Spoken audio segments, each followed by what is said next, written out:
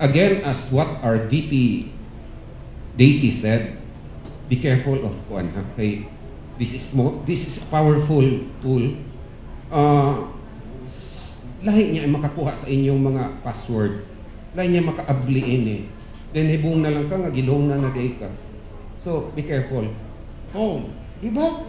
It's being sent to your mobile phone. Now, if that person applies for a loan in your behalf, then so be it.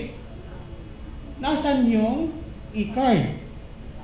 Sinong may hawak ng e-card? Now, siya ro po, kung nawala imong phone, i-report daw yun sa imong EAO. Basta na mag-loan, ayaw i-approve. Diba? But sige, for purposes of discussion, nakalusot, na-approve sa EAO, saan niya pag-withdraw?